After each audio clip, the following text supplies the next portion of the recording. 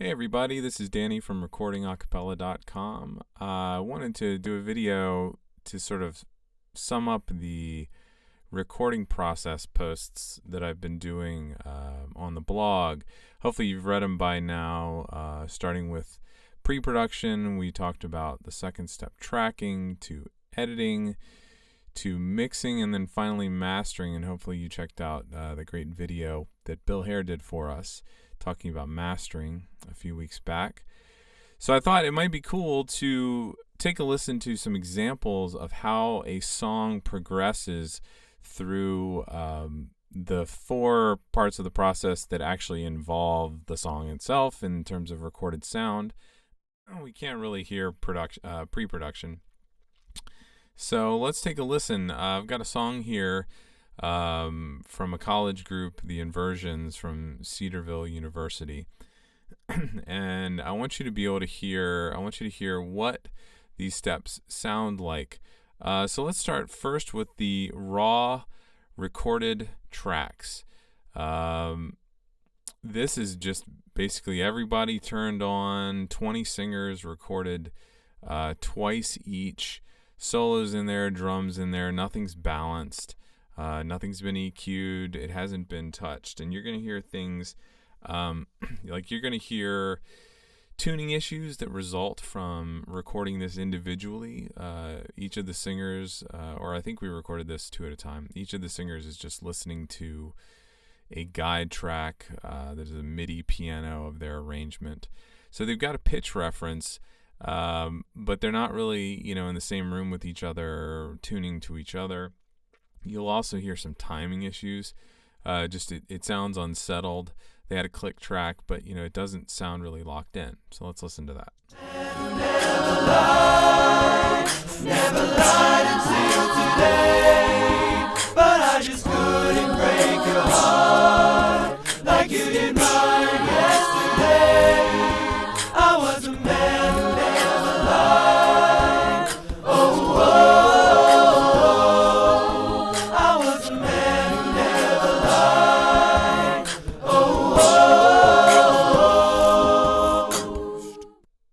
So let's move on to the edit here. What you're going to hear now is that the tuning has been fixed a little bit. It now sounds settled. It's a bit cleaner. Timing is a bit cleaner too. Consonants, releases have been cleaned up. You're going to hear a bit more space when there are silences in parts, things like that. You'll also notice that the drums have been changed. I think on this one I took a section of drums from later in the song and then also cleaned those up, made it groove a little bit. So let's take a listen to that. Never lied until today, but I just couldn't break your heart like you did mine yesterday. I was a man who never lied. Oh, oh.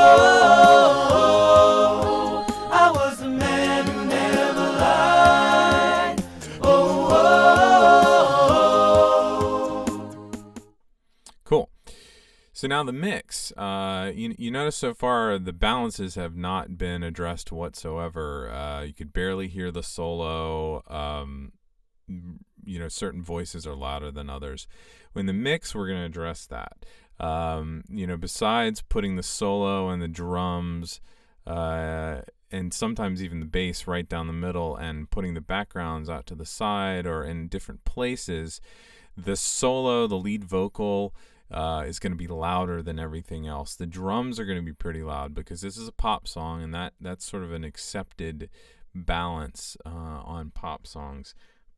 You're also going to hear that there's atmosphere that's been added. This was recorded in a relatively well-treated classroom/recording studio at their university. Close miking. So you didn't really hear the room at all. There was no space. You don't hear the space they're singing in. So we've added things like reverb, delays, anything to create some sort of atmosphere. Never lied until today, but I just couldn't break your heart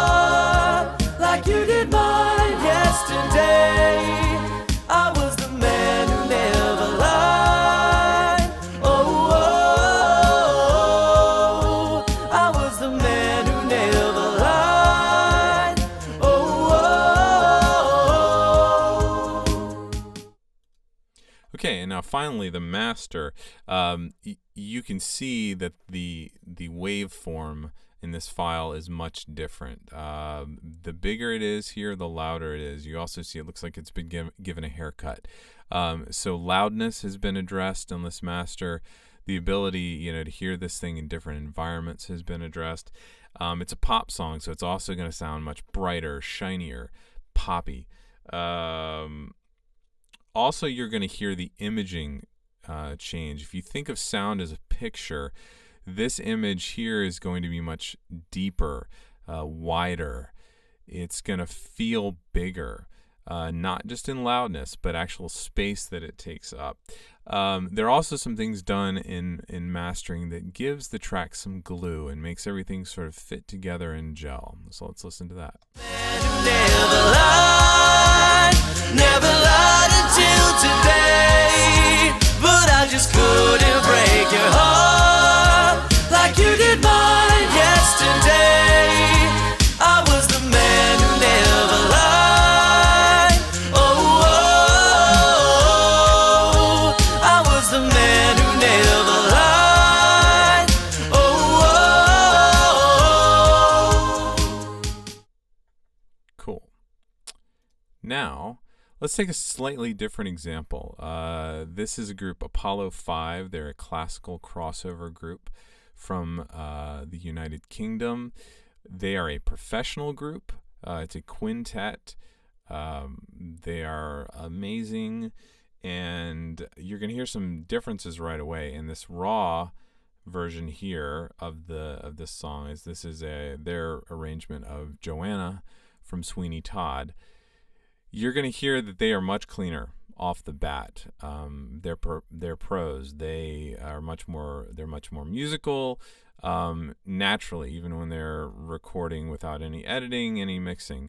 The balance is pretty good. But what you're going to hear is there's sort of a colorfulness to this raw track here that kind of gets in the way. It's not bad. It's just there's lots of sound happening. There's a tiny bit of a less settled sound. You're also going to notice that everybody's just pretty loud. And one day I'll steal you. Till I'm with you, then I'm with you there. Sweetly buried in your yellow hair. Sweetly buried in your yellow hair.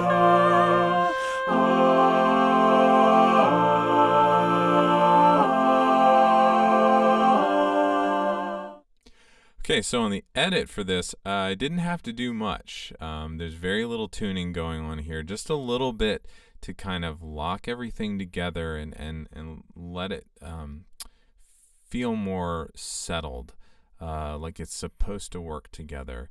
You're also going to hear that the octave has been added to just fatten up the bass sound just a little bit. This is just a touch, though, because this is classical. And one day I'll steal you. Till I'm with you, then I'm with you there. Sweetly buried in your yellow hair.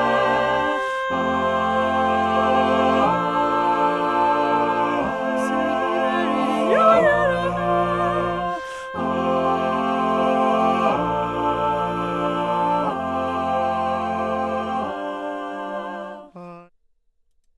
Okay. Now, so for this mix, since it's a classical crossover group, this mix is going to sound much more live than the pop mix you sound before. Live meaning like you're listening to this group in person. Maybe they're on a stage where the lead vocal is not going to be super loud, but it's going to sound like the lead vocal is closer to you than the group, but they're in the same space all the while. It'll sound like they're in the same space. The other thing you might notice visually with these files is their tracks came in very loud, very hot. So there's been in engineer jargon, what we would call gain staging has happened. We've basically lowered the level of some of these tracks that came in to give us some room to work on it in terms of loudness, and also give us some room to add atmosphere, things like that. So let's listen to this mix. And one day I see you, till I'm with you, then I'm with you there, sweetly buried in your yellow hair,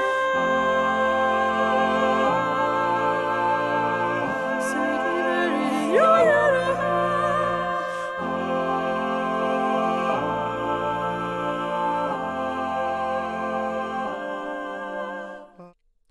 And for the master, you're going to notice if you compare it to the master of the pop tune from before, it's not as loud. You can still see some of the peaks and valleys happening here. It hasn't been chopped off completely by plugins that would do that are called limiters. They basically create a ceiling, which is how loud something can get, and then everything below that is it's a type of compressor that makes everything else loud and doesn't let the signal go over a certain level. So this one, we've maintained some of the dynamics, but you're going to hear a lot more air, a lot more atmosphere come out in this master. And one day I see you, till I'm with you, then I'm with you there, sweetly buried in your yellow hair,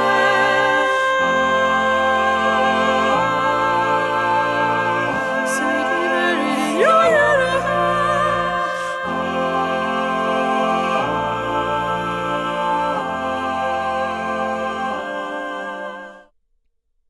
So I encourage you to go back and listen to these examples in sequence, so you can hear how the sound of a project changes through these different steps, how it evolves.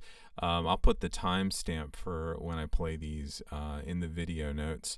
So check them out, and please compare the master between the two masters, between the pop song and the classical crossover tune. Compare the different steps, and so you can hear how different songs are affected at the same step.